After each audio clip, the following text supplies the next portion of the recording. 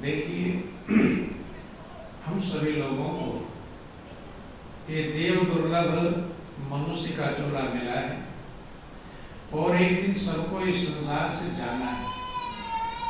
जो भी लोग आए हैं यहाँ कुछ समय के लिए आए हैं और वो समय कब आ जाए कुछ भरोसा नहीं है। ऐसा भी नियम नहीं है कि जो पैदा हुआ जवान होगा बूढ़ा होगा तभी जाएगा, क्योंकि बच्चे भी जा रहे हैं, बूढ़े भी जा रहे हैं, जवान भी जा रहे हैं। कब कौन चल देगा कुछ ठिकाना नहीं। इसलिए जिसके लिए मनुष्य की जिंदगी मिली है, अगर वो काम हम नहीं कर पाए तो हमारी जिंदगी का कोई लाभ नहीं है। क्योंकि खाना पीना कमाना सोना जागना, संतान पैदा करना, उनका पालन पोषण करना, ये मनुष्य भी करते हैं और पशु भी करते हैं। अगर हम मनुष्य होकर इतना ही काम किए तो फिर हमारे में और पशु में कोई अंतर नहीं। मनुष्य कैसे बनेंगे?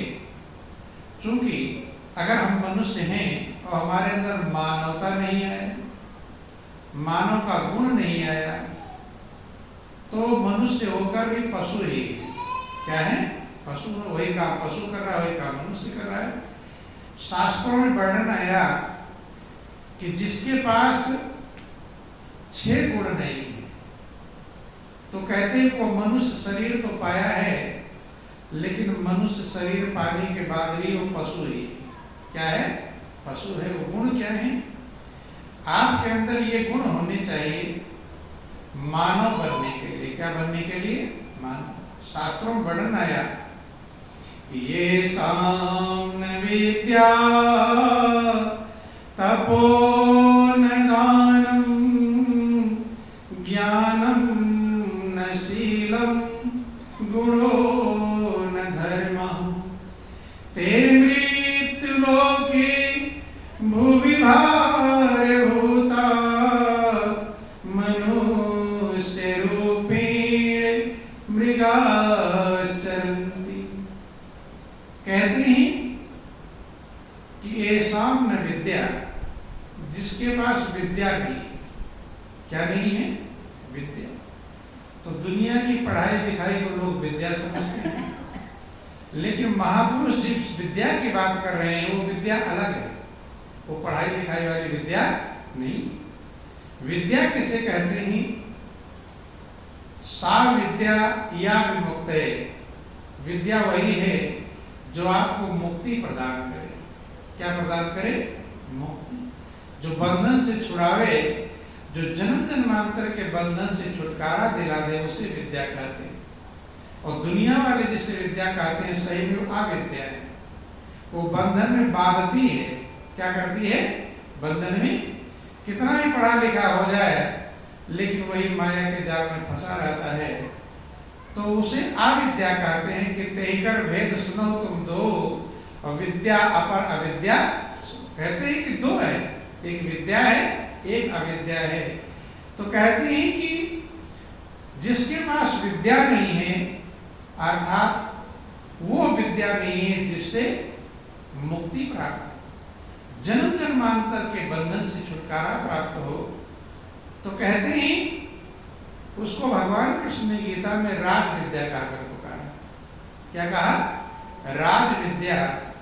राज विद्या राज गुह्यम पवित्र विद्मोद्भवम प्रत्यक्षावगम धर्म सुकर्तव्यम। कहते हैं कि हे अर्जुन, जो राज विद्या है, राज का मतलब राजा, जितनी विद्याएं हैं सब विद्या की राजा है, उसे ब्रह्म विद्या कहते हैं।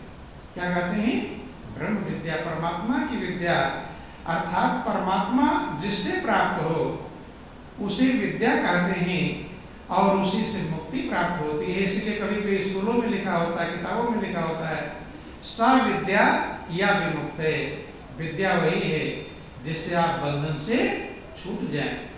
तो जिसके पास विद्या नहीं, तप, जनरल लोग तप मतलब तपस्या समझते हैं, लेकिन सबसे बड़ा तप है सेवा। क्या है? सेवा। चूंकि तपस्या करने वाले भी अहंकार को प्राप्त हो गए।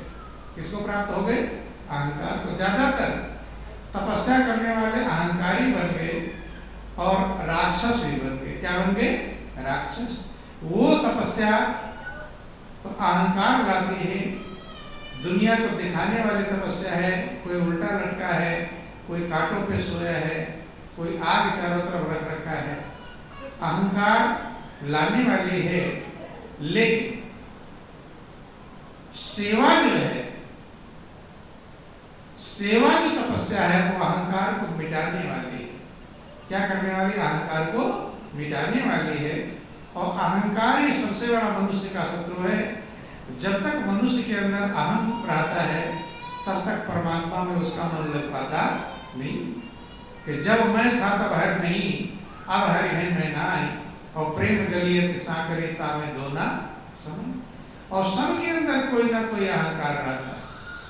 किसी को बुद्धि का अहंकार है, किसी को विद्या का अहंकार है, किसी को धन का अहंकार है, किसी को बेटा बेटी नाते पोती का अहंकार है, किसी को मुख्यमंत्री प्रधानमंत्री के सहारे का अहंकार है, किसी को तमाम सारे अहंकार रहते हैं।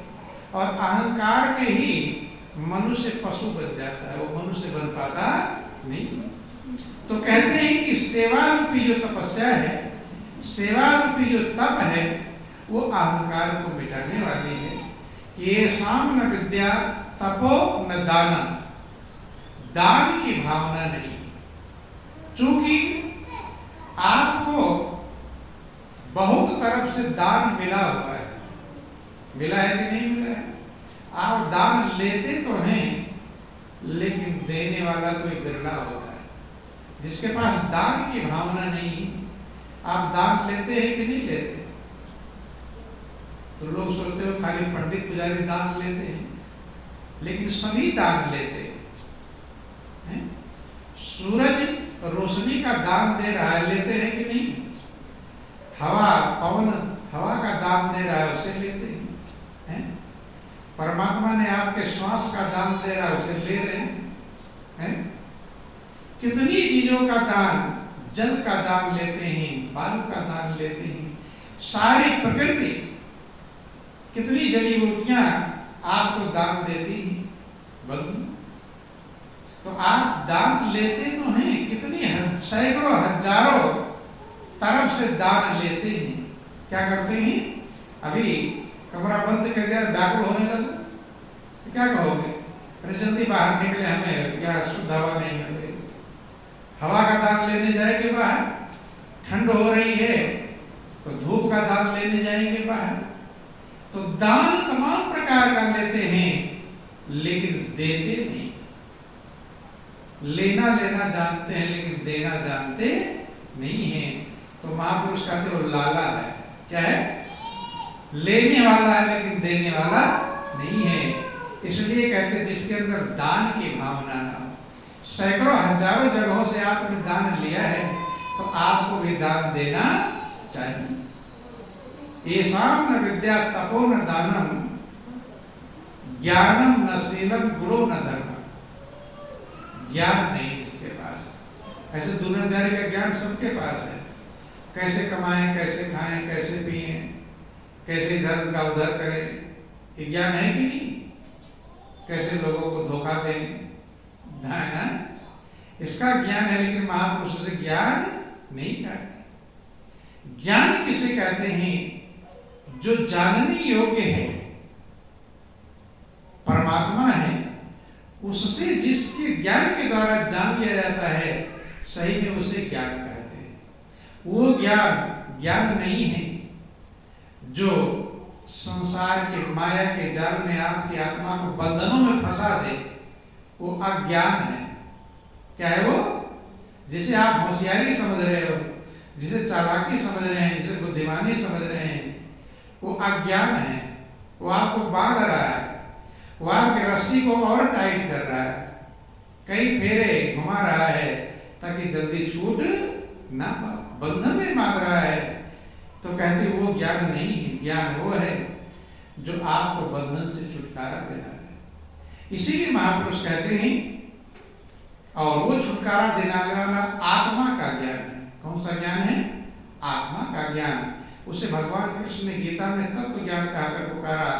अन्य शास्त्रों में देवी भागवतों से ब्रह्म ज्ञान का अगर पुकारा, उसे ब्रह्म ज्ञान, आत्मज्ञान, तत्व ज्ञान, मातेश्वरी गर्भ ज्ञान, तमाम नामों शास्त्रों में चर्चा आया।